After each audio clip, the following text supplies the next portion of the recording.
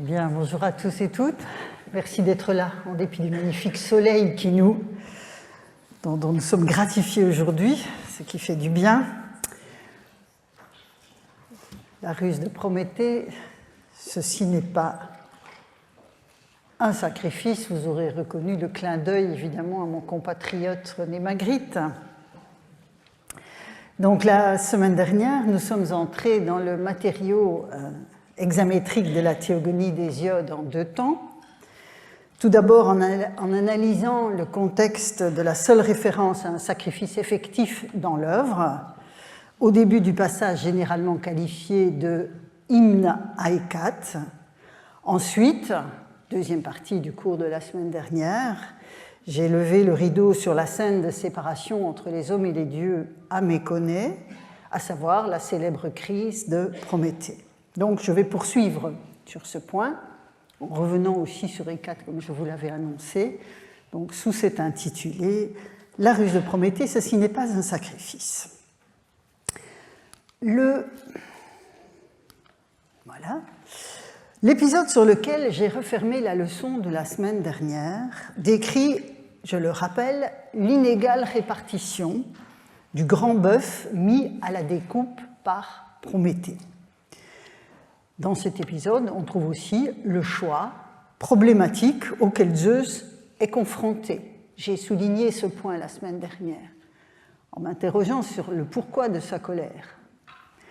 Quoi qu'il choisisse, les principes de répartition qui prévalent dans la mise en place du monde sont bafoués.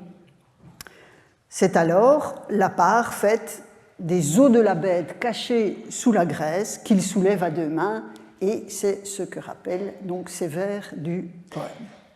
Au vers 556-557, donc qui était à la fin du passage et que je remets en évidence ici, le poète souligne le lien étiologique, donc le rapport, si vous voulez, de cause à conséquence, ou de première fois à la suite des actions qui sont posées, donc le lien étiologique entre le partage inégal du bœuf destiné aux dieux et aux humains à Méconée et la pratique sacrificielle des communautés humaines qui vivent sur la terre.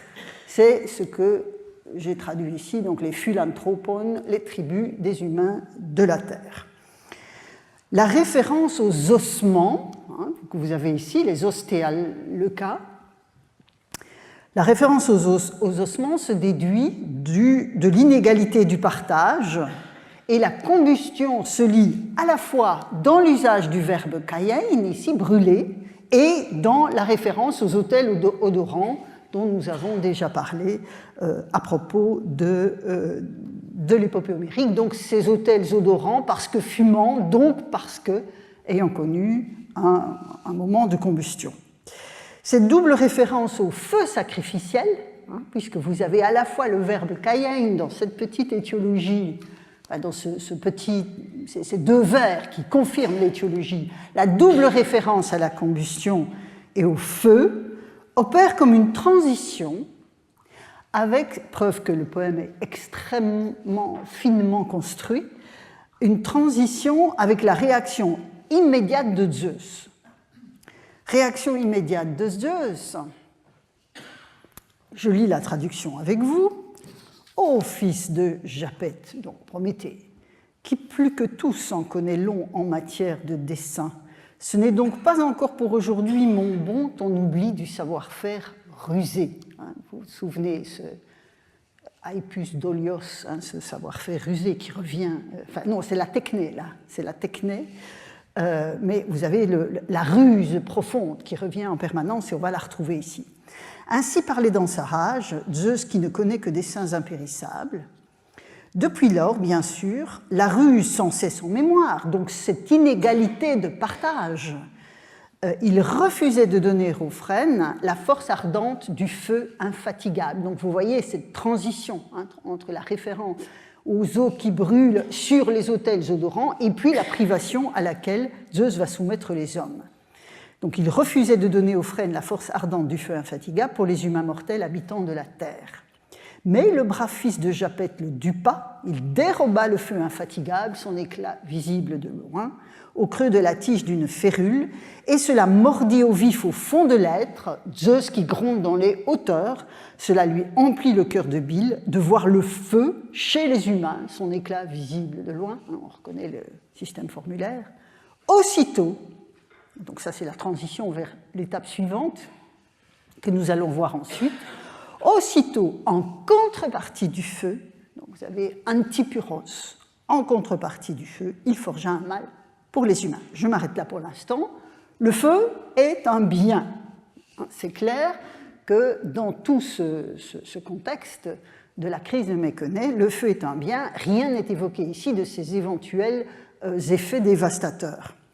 Un bien dont la dévolution à l'humanité était jusque-là laissée au bon vouloir de Zeus, puisque c'est par le biais du foudroiement des arbres que le feu pouvait être obtenu. Il retire donc le don du feu céleste, ramenant implicitement, parce que ce n'est pas exprimé clairement dans le passage, ramenant implicitement les humains à un mode de vie privé des avantages auxquels le feu pourvoyait, c'est-à-dire la lumière, la chaleur, la protection, mais aussi la cuisson de l'alimentation. Or, à Mékonnais, nous sommes dans un cadre alimentaire. Et singulièrement, évidemment, l'alimentation carnée dont il a été question dans la séquence précédente.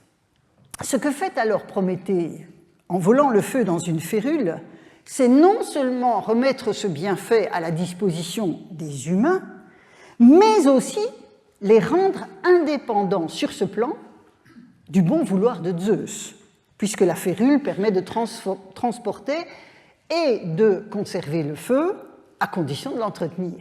Donc ça demande un peu de travail, mais il y a une forme d'indépendance.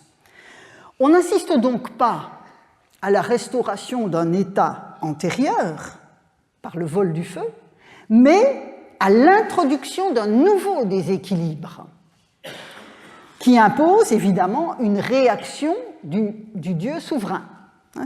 C'est vraiment un passage de action-réaction entre les vouloirs de Prométhée et de Zeus.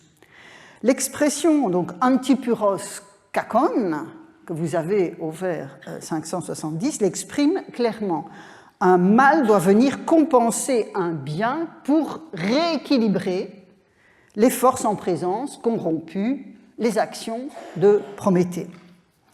Et la mise en place de ce mal, ce kakon, antipuros, va marquer l'imaginaire occidental pour des siècles. En effet, je lis avec vous la suite du passage. En contrepartie du feu, donc je reprends le dernier vers du passage, enfin de la diapositive précédente. En contrepartie du feu, Antipuros, il forgea un mâle kakon pour les humains, prenant de la terre le très illustre boiteux, donc Héphaïstos, modela, je vais y revenir, la semblance d'une jeune fille à marier, une parthénos, respectable, en vertu des vouloirs du fils de Cronos. La déesse aux yeux clairs, Athéna, la ceignit, la para d'un vêtement éblouissant de blancheur, de la tête aux pieds, elle l'enveloppa de ses mains, d'un voile savamment brodé, une merveille pour les yeux. Et autour, en fraîche couronne, ce furent des fleurs des prés, couronne désirable, que Pallas Athéna disposa sur sa tête, puis sur sa tête, encore, elle pose un diadème en or. Suit l'évocation du diadème en question que j'ai passé parce que ça aurait allongé indûment ma lecture. Simplement, je souligne que ce diadème forgé par Héphaïstos représente des milliers, nous dit le poème. Héphaïstos est un dieu, il peut présenter des milliers d'animaux sur un diadème, des bêtes sauvages, si bien exécutées que, nous dit le poète, on les aurait crues vivantes, prêtes à parler. Elles sont en fait à l'image de celles qui portent la couronne, fascinante et dangereuse. Je poursuis, donc en ayant passé cette description du diadème. Puis, quand il eut forgé un beau mâle en contrepartie d'un bien, donc vous voyez le vers 585, kalon kakon antagatoyo, donc vraiment vous avez là l'insistance sur ce presque oxymore qu'est le kalon kakon, le beau mâle. Je l'ai mis en translittération ici. Donc, l'agathon, c'est le feu. Le feu est vraiment considéré comme un bien ici. Donc aussitôt, puis quand il eut forgé un beau mal en contrepartie d'un bien, il l'amena au jour, à l'endroit même où se trouvaient les autres, Dieu et humains. Donc vous voyez, c'est un des passages qui montre que la crise de Méconnaissance se passe vraiment dans un cadre de réunion, de présence commune, conjointe des dieux et des humains.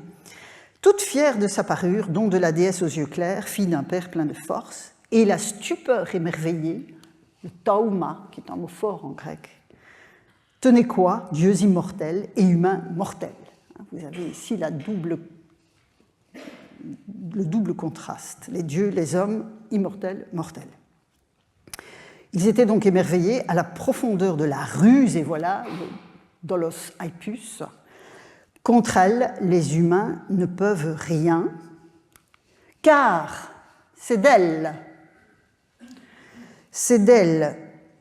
d'après elle qu'existe l'engeance des femmes plus féminines, je vais revenir sur cette traduction, d'elle en effet pernicieuse est l'engeance ainsi que les tribus des femmes, grand fléau pour les mortels, elles habitent avec les hommes mâles et du manque maudit ne sont pas les compagnes, mais bien de l'avidité. Vous vous souvenez des mots très durs qu'Étéocle, dans les 7 contre Thèbes, avait aussi contre l'engeance des femmes. C'est le texte fondateur de cette vision des choses que l'on attribue à la Grèce antique. Et puis, le poète va enchaîner sur la manière dont la femme se repaît du travail de l'homme et l'épuise. Mais ce fardeau qui pèse sur le travail en raison de l'avidité féminine n'est pas le seul mal en cause dans ce passage. Car, ajoute le poète, un autre mal est venu s'ajouter au premier en compensation du bien intégral qu'est le feu. Et il n'y a pas d'échappatoire. Je lis avec vous les vers 602-613. Et une seconde fois, il a dispensé un mal en contrepartie d'un bien. Donc vous voyez à quel point cette idée de don et de contre-don, si je puis dire, est forte dans ce passage. On a à nouveau le kakon ant agatoyo. Pour qui, fuyant le mariage et les œuvres de souci des femmes, refuse de se marier et parvient à la vieillesse pernicieuse sans bâton de vieillesse, s'il ne manque certes pas d'avoir de quoi vivre durant sa vie, puisqu'il n'a pas à nourrir d'autres bouches, une fois qu'il est mort, ce qui le faisait vivre se trouve partagé entre parents éloignés. Et d'un autre côté, qui a pour lot le mariage, s'il a une noble épouse bien faite pour son cœur, voit pour lui tout au long de son existence le mal balancer le bien, et vous voyez, même dans la formation du verbe ici, antiféritsei, vous avez de nouveau cette notion de anti, donc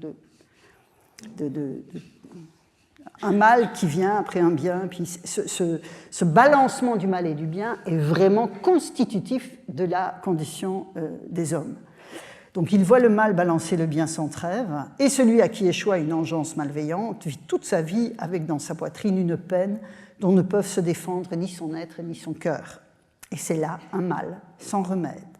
Ainsi, impossible de tromper à la dérobée l'esprit de Zeus, ni même de le tourner, parce que même Prométhée, en dépit de toute sa métisse, de toute son intelligence rusée, n'a pu éviter sa lourde colère. Je vous renvoie de ce point de vue à la leçon précédente.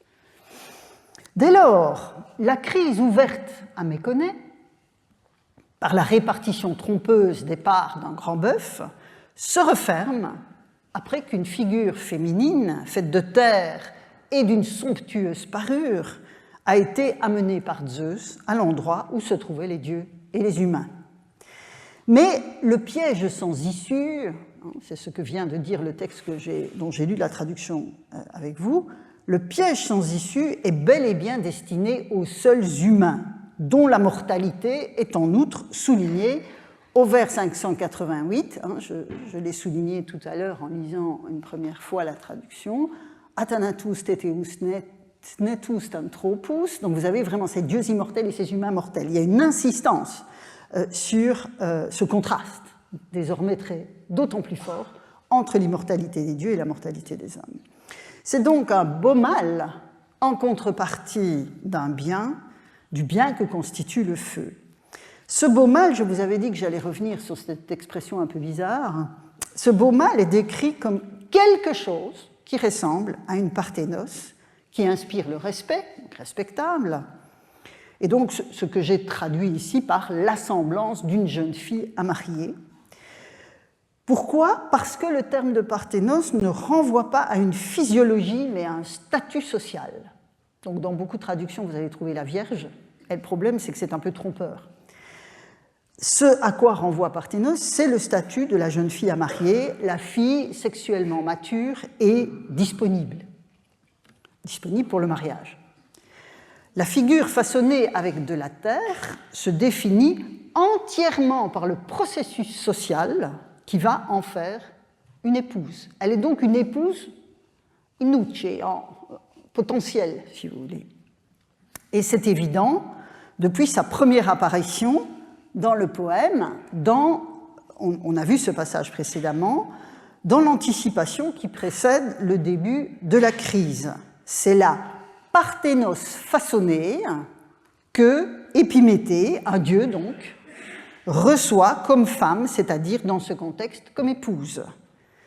Et vous voyez que c'est Épiméthée ici qui est le mâle, le kakon pour les hommes mangeurs de pain, parce qu'il va accueillir ce mâle, ce kakon, qui est la figure forgée par Héphaïstos. Il reçoit donc la parthénos comme épouse, et vous aurez remarqué que c'est vraiment un des éléments constitutifs de cette crise prométhéenne, puisque ce passage que j'ai lu avec vous, sur les effets de l'arrivée de la femme dans la vie des humains mâles, est saturé du vocabulaire du mariage. Vous avez donc gamos, gamein, gamumoira, puis alors la noble épouse, ici vous avez le terme poétique qui signifie l'épouse, parallèlement à un guné que nous avons vu il y a un instant, ketne akoitis, donc c'est vraiment une thématique essentielle. Sur les ordres de Zeus, Héphaïstos façonne dès lors un prototype féminin, tout entier tourné vers l'union avec l'homme mâle dans un cadre matrimonial. Alors, pourquoi parler de prototype féminin? Et j'emprunte cette heureuse expression au commentaire que Gabriella Pironti a donné dans la petite collection, enfin la petite en taille, le but des poches de la Théogonie, dont je vous ai montré la couverture la fois dernière. Donc, pourquoi parler de prototype et non de première femme? C'est souvent ce qu'on trouve dans la bibliographie. Parce qu'en fait, cette troisième étape de la crise prométhéenne a le même statut prototypique que la division du grand bœuf. Le partage de l'animal, je reviens à mon titre, n'est pas un sacrifice tel quel, parce que ça n'a pas grand-chose à voir avec ce qu'on a vu se déployer dans l'épopée homérique précédemment. Mais il crée les conditions de possibilité de ce dispositif rituel.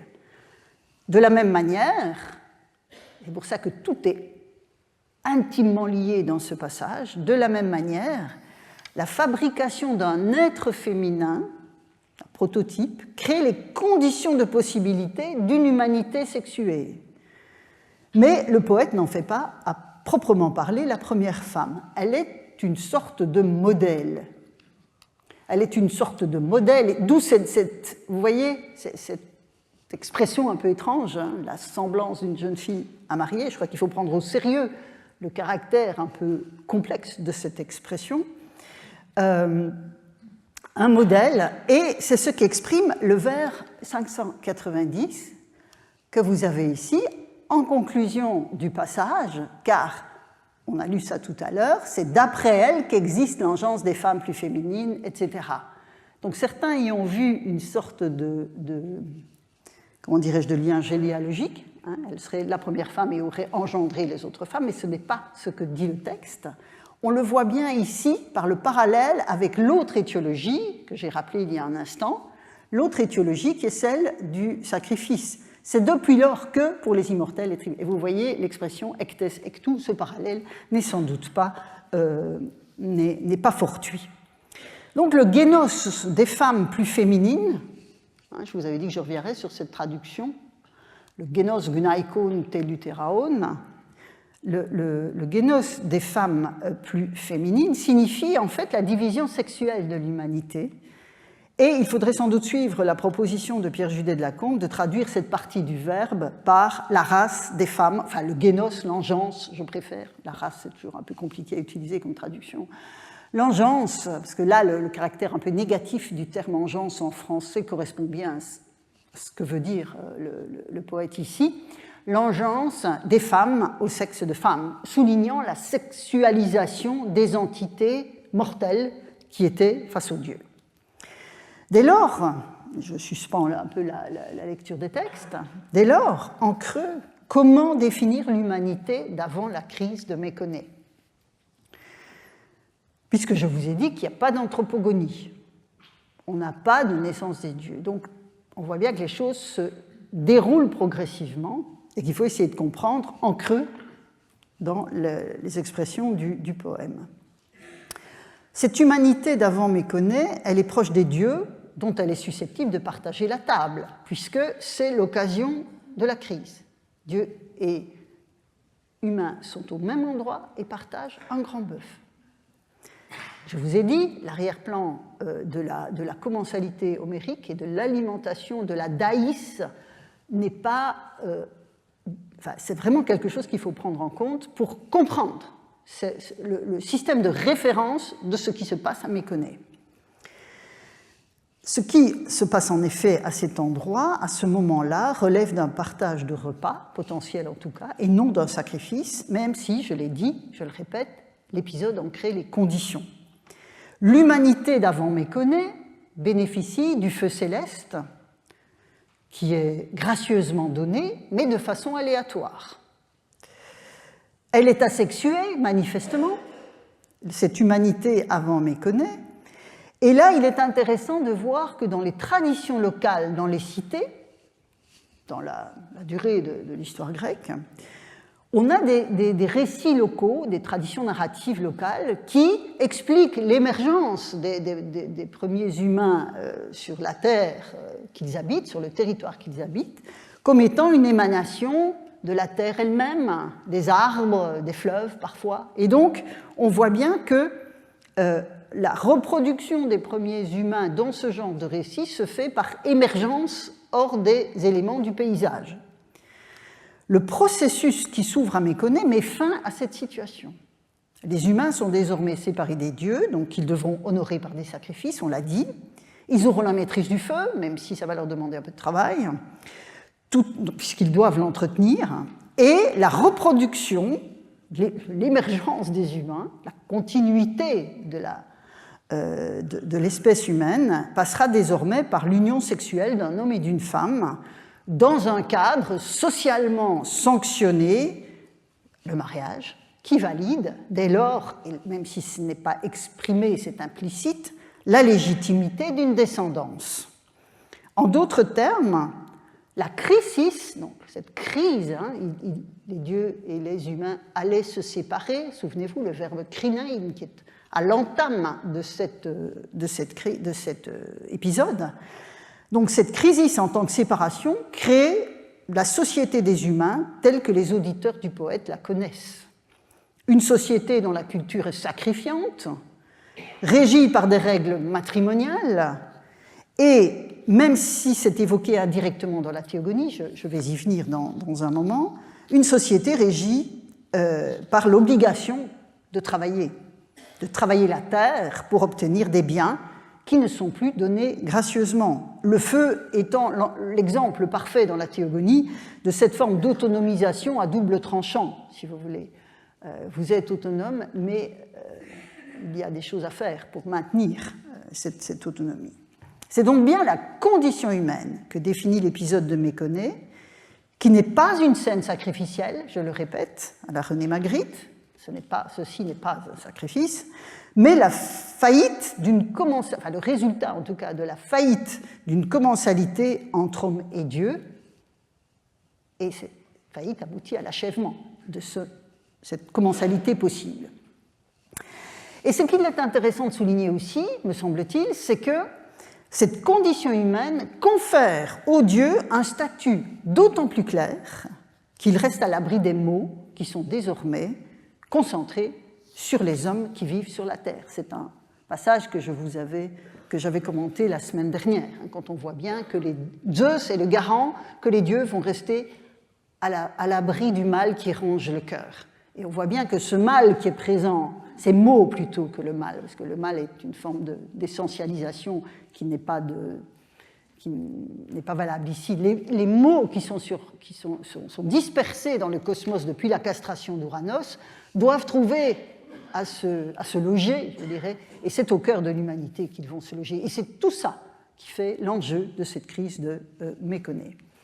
Alors bien sûr, le statut divin est également reconnu par le rituel, qui est au cœur de mon investigation, puisqu'ils reçoivent en tant que vivants immortels des honneurs concrets de la part des vivants mortels, qui activent ainsi les timailles qui avaient été distribués et ou confirmés par Zeus.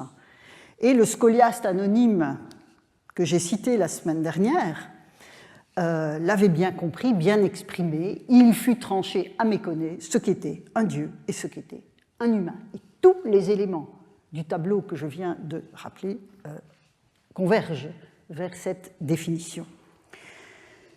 C'est ce qu'annonçait en filigrane aussi, et par anticipation, l'Hymna Hécate, dont je suis partie la semaine dernière pour vous parler d'Hésiode, et j'y reviens comme je vous l'avais annoncé.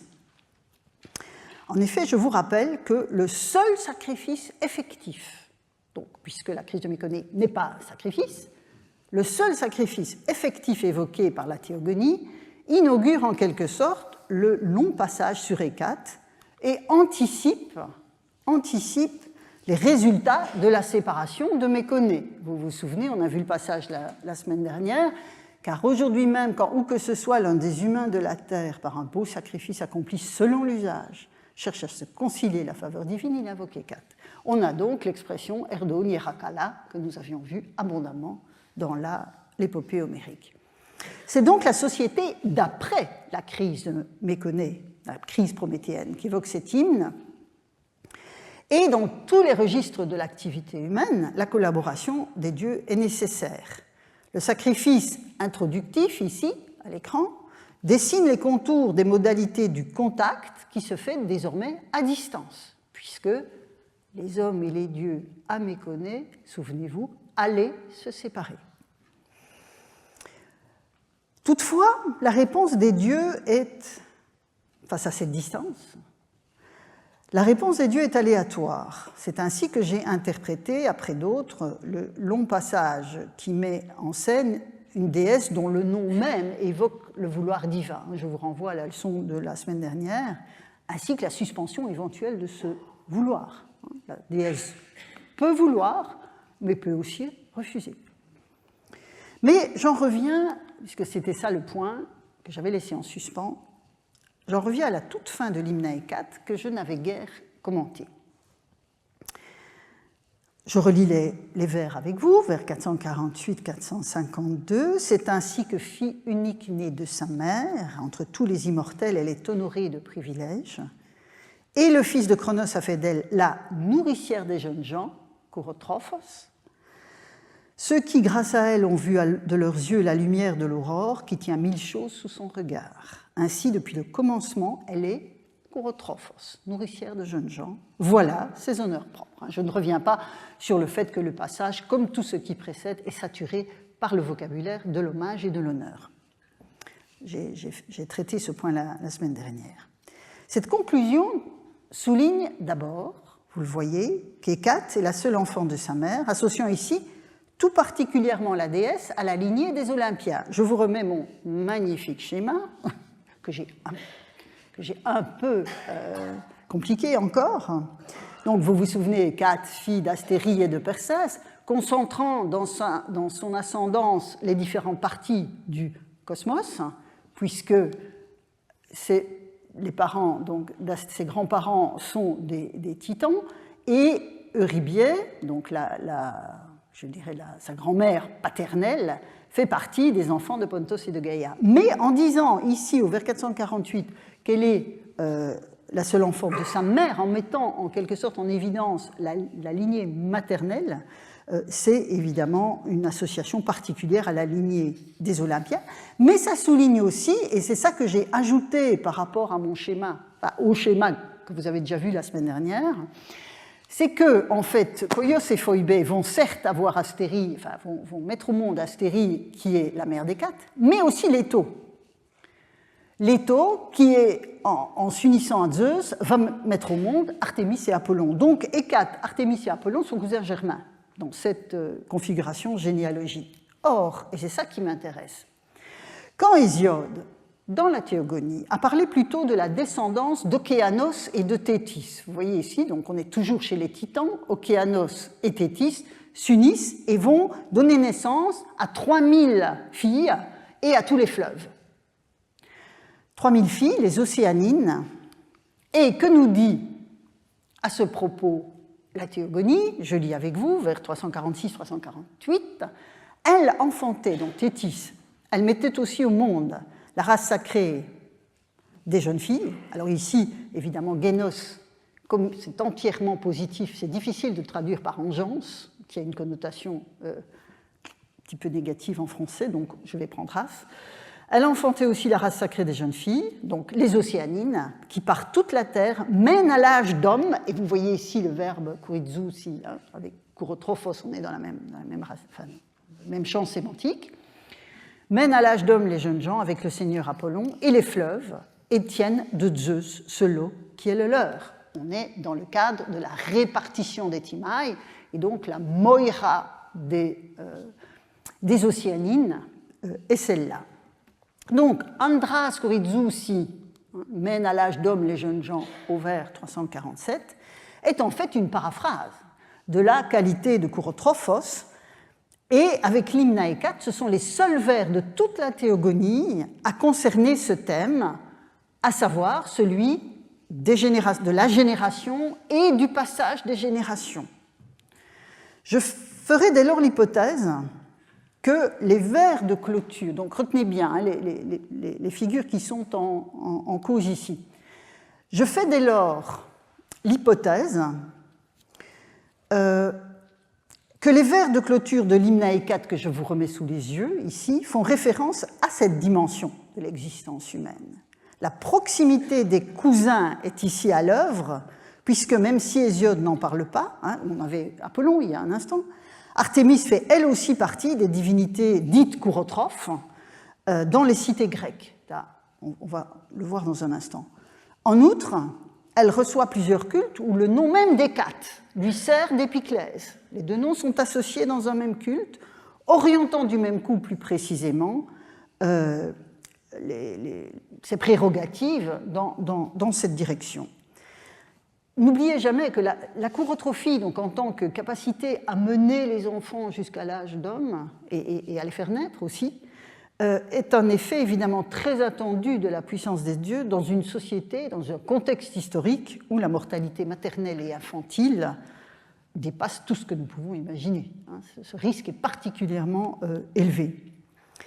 Et de ce point de vue, on va un petit peu changer de registre, de ce point de vue, un calendrier sacrificiel attique, vous savez que j'aime aller chercher dans l'épigraphie des éléments pour soutenir ma réflexion, un calendrier sacrificiel attique pourrait en fait presque servir de glose cultuelle à l'analyse du poème d'Hésiode que je suis en train de vous soumettre. L'inscription est attique, donc elle provient d'un des dèmes d'Athènes, qui s'appelle Erkia, et elle date du deuxième quart du IVe siècle avant notre ère. Donc il y a un décalage évidemment chronologique entre les vers d'Hésiode, qu'on va situer au 7e siècle avant pour se faciliter la vie, et cette inscription qui date du deuxième quart du IVe siècle.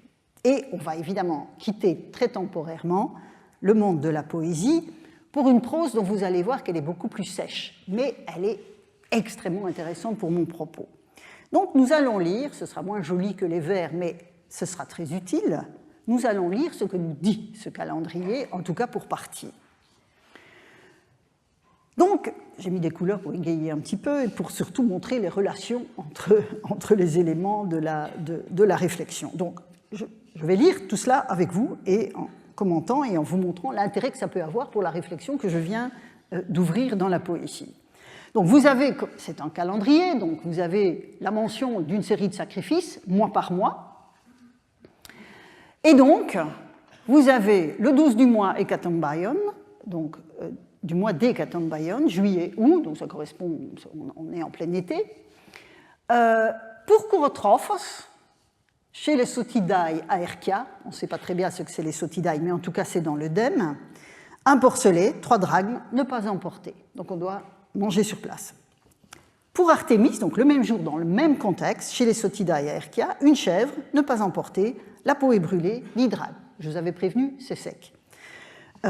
Pour Kourotrophos, de nouveau, mais on change d'endroit. On n'est plus chez les Sotidae, mais on est le même jour. On est sur l'Acros à Herkia, probablement ce qui servait d'acropole. Pour Kourotrophos, à nouveau, un porcelet, 3 drachmes, ne pas emporter. Pour Artémis, toujours sur l'Acros, une chèvre, ne pas emporter, la peau est brûlée, 10 drachmes. Donc on fait exactement la même chose d'un point de vue rituel, à 2 endroits du Dème le même jour. Un mois plus tard, en Métagaïtnion, on retrouve Kourotrophos, mais cette fois dans le sanctuaire d'Hécate. Donc il y avait un culte d'Hécate à Herkia. On lui offre à nouveau un porcelet, 3 drachmes. Mais il n'est pas dit là qu'on ne peut pas emporter la viande. Puis pour Artémis, qui s'appelle Hécate, je vous avais dit que dans certains cas, les cousines de la théogonie se retrouvent sur le plan cultuel. On a fait une restitution, mais elle est probable, une chèvre, 10 drachmes.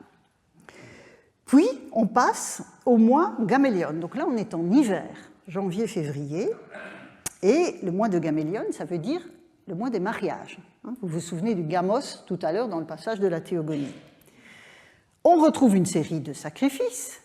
Pour Kourotrophos, donc en Gamélion, pour Kourotrophos, dans le sanctuaire, donc on a ça. Puis, ça c'est à Métagaïtnion.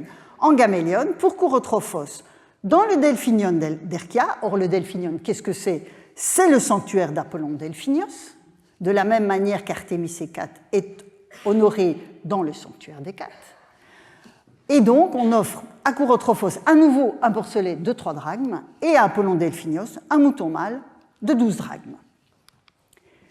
Puis, c'est la fin, c'est la dernière dia, le même mois, mais pas le même jour. Donc, vous avez vu que là, on était le 7, et puis là, on arrive le 27 du mois de Gamélion. Pour Kourotrophos, dans le sanctuaire d'Héra à Herkia, cette fois-ci, un porcelet, 3 drachmes, donc on lui offre toujours la même chose du même prix.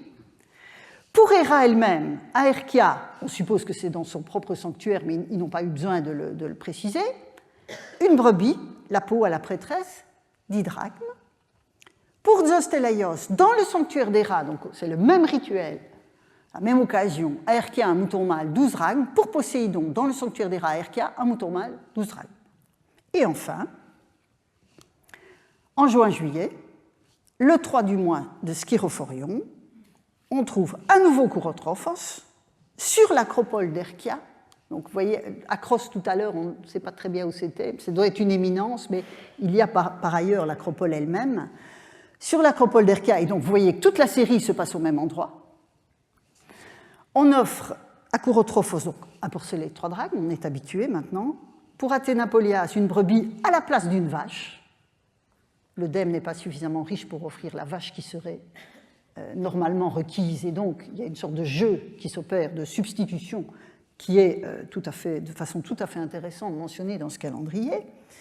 Donc on voit bien qu'une des perspectives de ce document est économique. Donc 10 drachmes. Pour Agloros, sur l'acropole d'Herkia, une brebis, 10 drachmes, ne pas emporter. Pour Zeus Polieuse, sur l'acropole d'Herkia, un mouton mâle, ne pas emporter, 12 drachmes. Et enfin, pour Poséidon, sur l'acropole d'Herkia, un mouton mâle, 12 drachmes. Bon. Je vous avais dit que c'était moins joli que la poésie homérique ou hésiodique. Mais c'est plein d'enseignements, évidemment, pour mon propos, et je vais essayer de vous le montrer. Donc, de la lecture de quelques-unes des entrées de ce document complexe, parce que le document dans sa totalité est absolument fabuleux, donc j'ai rassemblé ce qui m'intéresse sur 2 diapositives. Je peux faire plusieurs constats. Premièrement, la chorotrophie en tant que savoir-faire divin, soutien divin à la génération, se cristallise ici en une figure divine indépendante. Vous voyez que Kourotrophos ne vient pas définir le nom d'une autre divinité, elle est indépendante, qui porte donc une figure divine indépendante qui porte le théonyme de Kourotrophos. Deuxième remarque, le sacrifice d'un porcelet, donc c'est le plus petit des animaux et le moins coûteux des animaux de toute cette série, que vous regardiez chaque mois, on a chaque fois donc, le porcelet pour Kourotrophos. Donc ce sacrifice préliminaire, puisqu'elle est chaque fois la première, d'un porcelet qui lui est voué à 6 reprises, est intimement lié au sacrifice plus important qui va suivre, au même endroit, mais pour d'autres destinataires.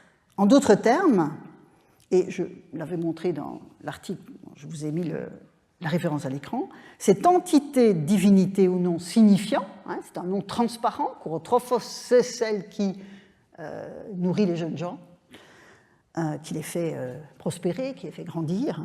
Cette entité, donc, au nom signifiant, forme une sorte d'adresse cultuelle. Une adresse cultuelle thématique. Ça veut dire ce qui va se passer ici et maintenant se place sous l'égide de ce type de préoccupation. L'opération donc sacrificielle qui suit sera orientée vers l'attention à la naissance et à la croissance des jeunes gens. Troisième constat, Artémis, que vous avez ici, ou Artémis Hécate, et Apollon, dont je vous ai parlé dans la Théogonie, sont tous les trois présents en tant que divinités qui, si je reprends l'expression d'Hésiode, mènent les jeunes gens à l'âge d'homme. Alors, dans la Théogonie, c'est avec les Océanines. Ici, la configuration est un petit peu différente, mais on retrouve les cousins germains, ceux que j'ai appelés les cousins germains.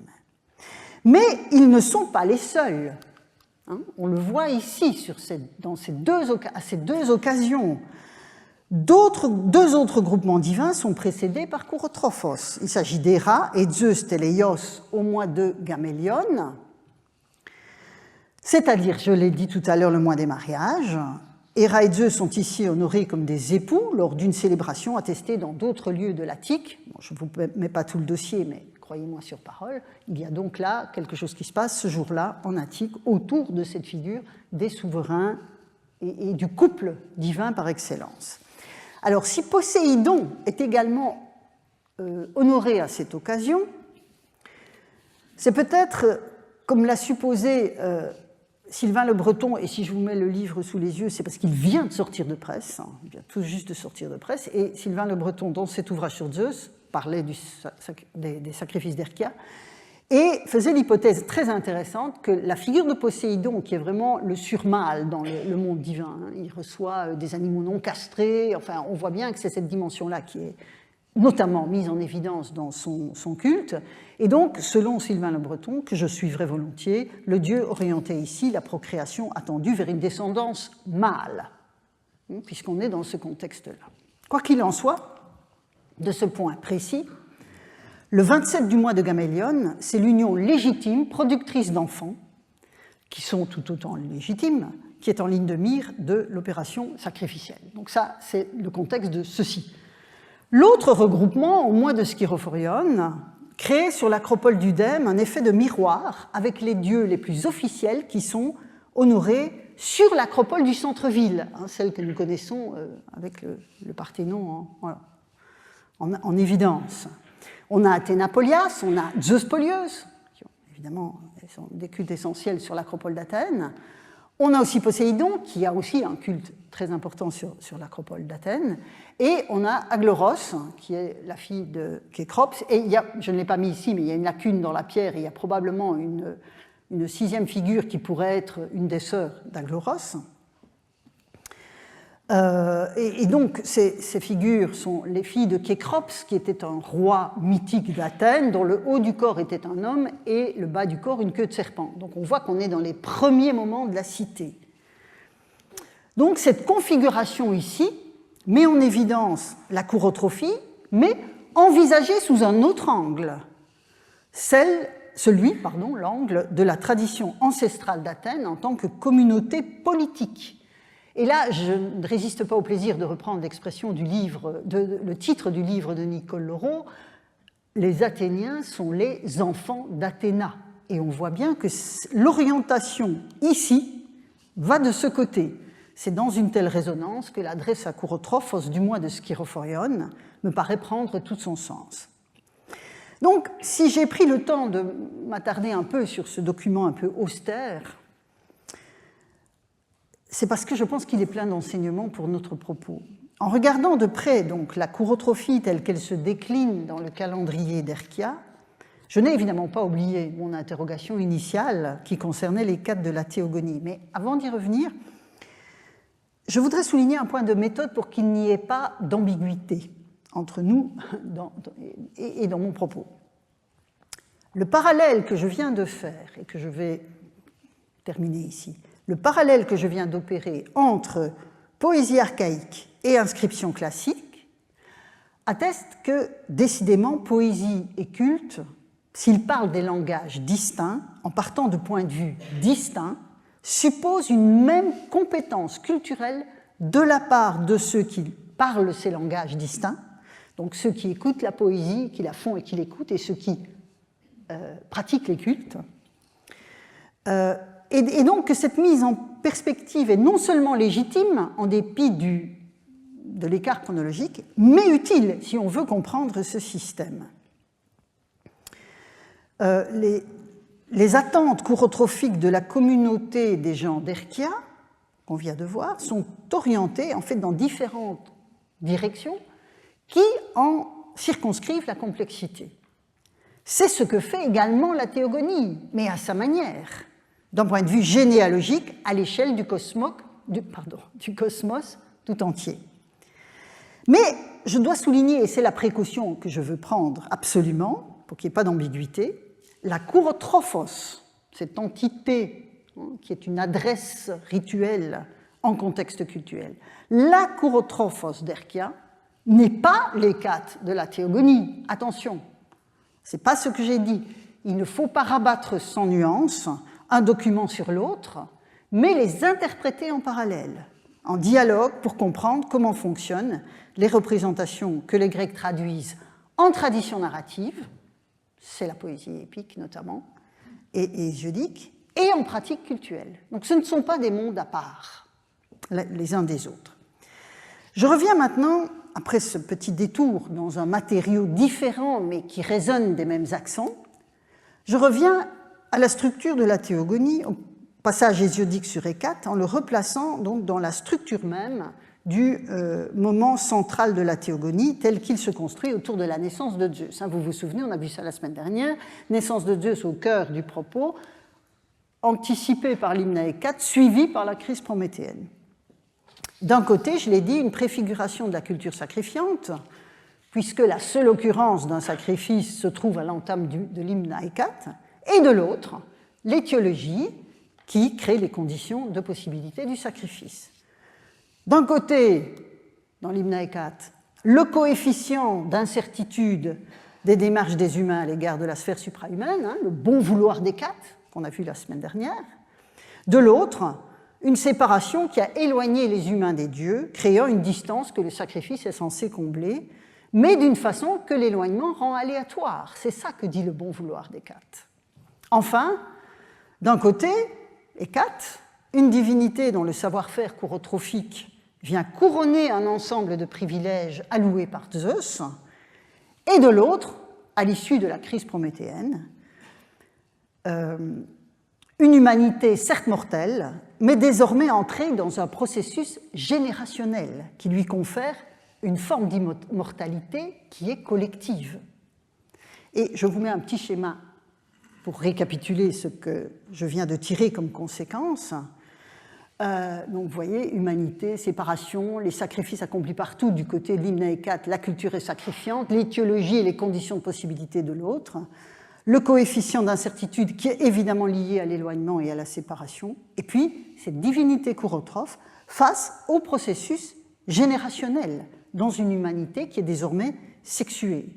Donc, mais évidemment, quand j'ai dit une immortalité pour les humains, par le processus générationnel, ce n'est pas l'immortalité des dieux, qui, elle, est statique une fois que Zeus a conquis le pouvoir sur le cosmos. L'immortalité des hommes, de ce point de vue, est dynamique. Elle est induite par la succession des générations. Et elle s'enchaîne, ces générations, sous l'égide de divinités chorétrophes qui protègent la naissance et la croissance des humains fragiles, éphémères, qui lui offrent des sacrifices comme Aerkia. La boucle est ainsi bouclée. Comme le sacrifice qui ouvre l'hymne Hécate, la chourotrophie qui le referme prend son sens dans ce que la crise prométhéenne va mettre en place pour l'humanité. Et tous ces éléments sont indissociables les uns des autres. Sacrifice, sexualité, continuité des générations fondent la société des hommes mortels, à savoir des groupes culturellement déterminés et inscrits dans le temps, contrairement aux dieux que le temps n'atteint pas. Mais c'est par les activités humaines, par la culture quotidienne des hommes, que passe pourtant le statut des dieux comme dieux, et les multiples facettes de leur timaille, c'est quelque chose dont je vous ai régulièrement parlé, hein, et c'est aussi cela dont parle l'hymne d'Hécate dans son catalogue d'activités.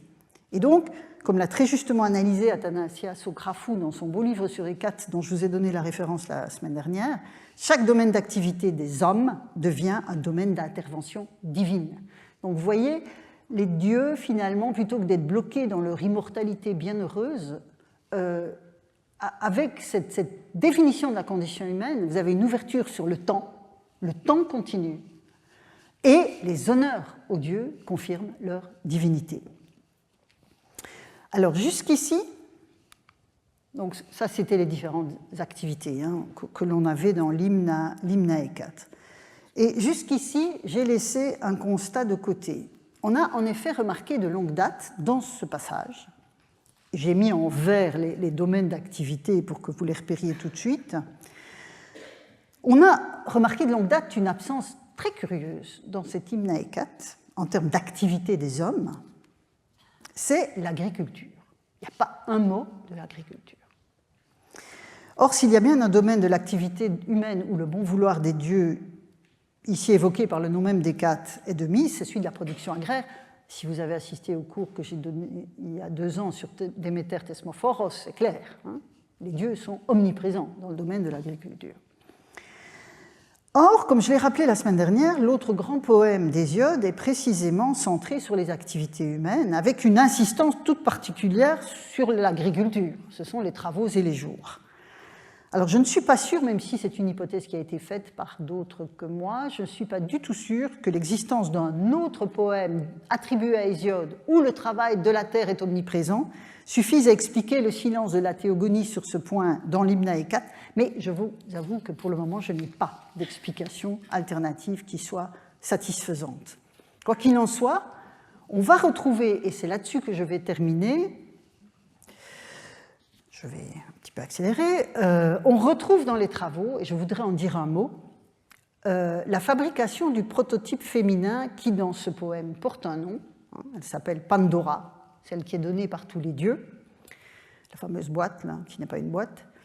Je n'entrerai pas dans le détail donc, de cette autre version, mais je voudrais souligner quand même certaines récurrences formulaires d'un poème à l'autre, parce que les récurrences montrent où l'accent est mis de part et d'autre. Et ça, en soi, c'est intéressant. Donc, je vais terminer la leçon d'aujourd'hui par un petit détour dans les travaux et les jours d'Hésiode.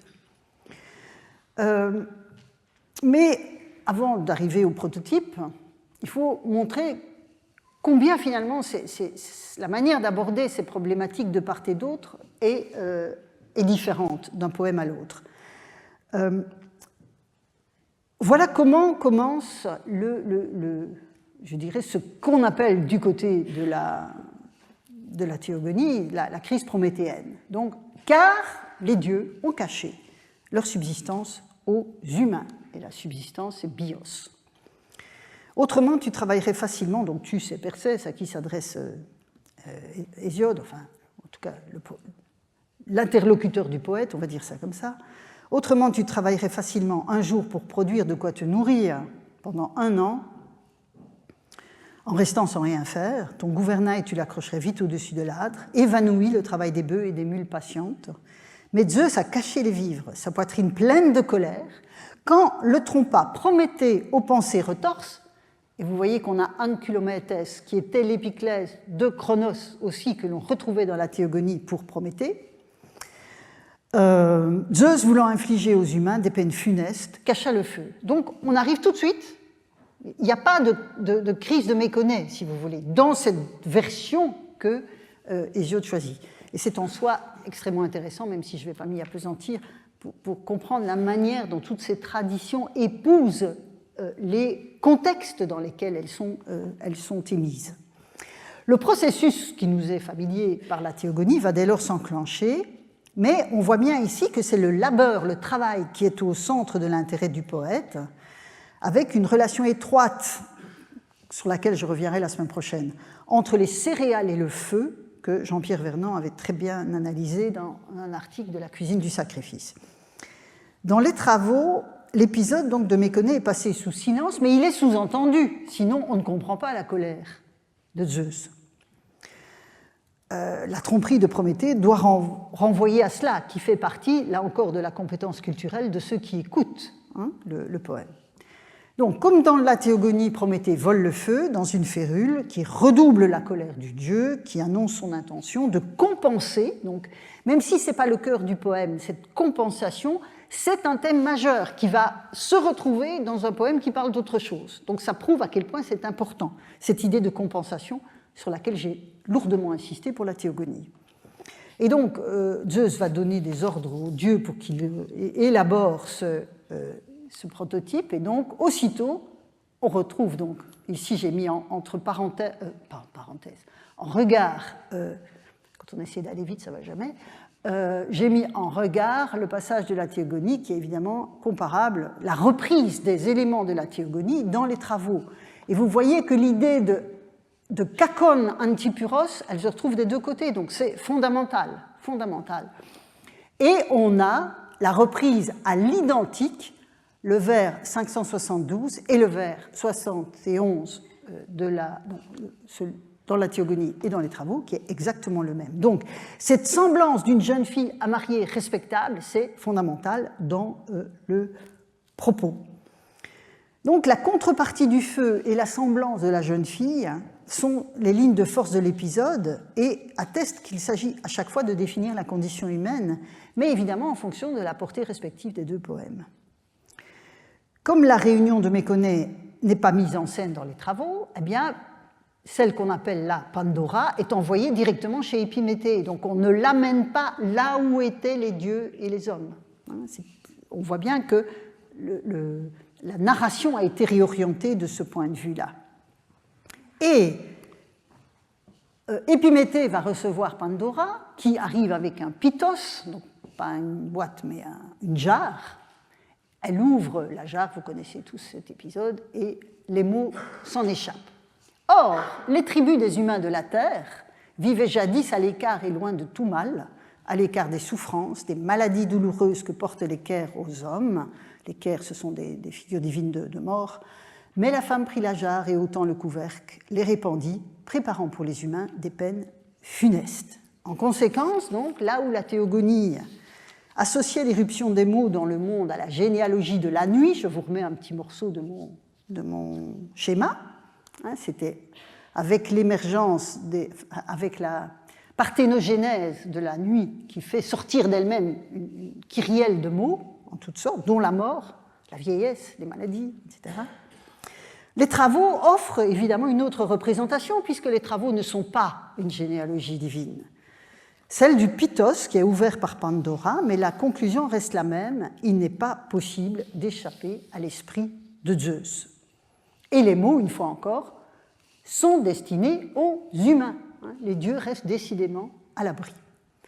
Alors, je me suis un petit peu éloignée de la question du sacrifice, puisque les travaux n'en évoquent pas les conditions de possibilité au sein de la crise prométhéenne, mais l'obligation de sacrifice apparaît dans un autre développement, à savoir le récit des 5 espèces humaines, ou mythe des races, dont j'ai parlé naguère quand j'avais exposé ici le questionnement sur le daimon. Je vais conclure sur ce point, mais je serai évidemment beaucoup plus brève. En effet, pour expliquer à son frère qu'il faut travailler, Hésiode raconte l'histoire de la création du prototype féminin, mais il ajoute une autre histoire et il raconte comment l'humanité est passée de l'âge d'or au temps de Chronos où tout était offert, tout poussait spontanément sur la terre, et ces derniers ne connaissaient ni malheur, ni vieillesse, ni peine, ni misère, et ils vivaient en permanence dans la joie des fêtes. Donc c'était une vie quasiment divine. C'est une manière de dire la proximité des hommes avec les dieux. Mais cette espèce d'or n'en est pas moins mortelle et elle disparaît. Et c'est la deuxième espèce qui m'intéresse, celle d'argent. Donc si l'on met ce récit sur l'arrière-plan du mythe de souveraineté, on est entré à ce moment-là dans le règne de Zeus. C'est les dieux qui fabriquent, enfin, qui font l'espèce d'or, et c'est Zeus qui fait l'espèce d'argent. Mais ce n'est pas mon propos. Et donc, ces humains d'argent restent pendant 100 ans de grands enfants près de leur mère, donc on voit que là il y a des femmes, mais passé la fleur de la jeunesse, les malheurs les accablent et leur démesure en fait des êtres violents, qui en outre, et je lis le texte avec vous, privant les immortels de leur culte, ils refusaient de sacrifier, on retrouve Erden, ici, Épi, Hierois Pomois, ils refusaient de sacrifier sur les autels sacrés des bienheureux, comme il est religieusement correct, Thémis, pour les humains, selon les coutumes. Zeus, le fils de Cronos, dans sa colère, ensevelit ceux-là qui ne donnaient point leurs honneurs. On retrouve Timaï, aux dieux bienheureux qui tiennent l'Olympe. Donc c'est toute la problématique du sacrifice qui est condensée dans cette description du refus de l'espèce humaine de la période, enfin de l'âge d'argent, de vouer un culte aux immortels. Vous voyez ici l'expression Athanatos Thérapein, c'est prendre soin des immortels. Donc, c'est une évocation en fait de la situation post-Méconée, mais dans la perspective du mythe des espèces métalliques. Donc, vous voyez que chaque fois, les traditions narratives travaillent un matériau similaire, veulent dire des choses et adaptent en quelque sorte ce que nous appelons des mythes au contexte spécifique de leur énonciation. Donc, de la même manière que la fabrication de Pandora est une variation en contexte agraire, le pythos est significatif de ce point de vue-là, c'est la jarre où on conserve l'alimentation. Donc, cette fabrication de Pandora est significative est une variation, en contexte agraire du récit de la fabrication du prototype anonyme dans la théogonie. On retrouve à propos de l'espèce d'argent une formulation comparable à celle que proposait l'hymne à Hécate en parlant du sacrifice, mais la variation est intéressante. Je vous ai remis les deux passages sous les yeux, je vous ai mis les deux passages, donc vous vous souvenez, c'est la seule mention dans la théogonie d'un sacrifice, Erdon irakala katanomon ilasketai, donc accompli, un beau sacrifice accompli selon l'usage, katanomon. Dans les travaux, quand on affiche la démesure des hommes de l'âge d'argent, ils refusaient de sacrifier sur les autels sacrés des bienheureux, comme il est religieusement correct, donc on a la Thémis, pour les humains selon les coutumes katétéa, qui est une variation sur katanomon. Donc on voit là une variation intéressante. D'un côté, dans la théogonie, c'est la norme rituelle issue de la crise prométhéenne, donc ici le nomos, qui est en ligne de mire, en anticipation, puisque l'épisode de Méconée arrive après l'hymne à Hécate, je vous l'ai dit. De l'autre, dans les travaux, c'est la variété katétéa, c'est ça que ça veut dire.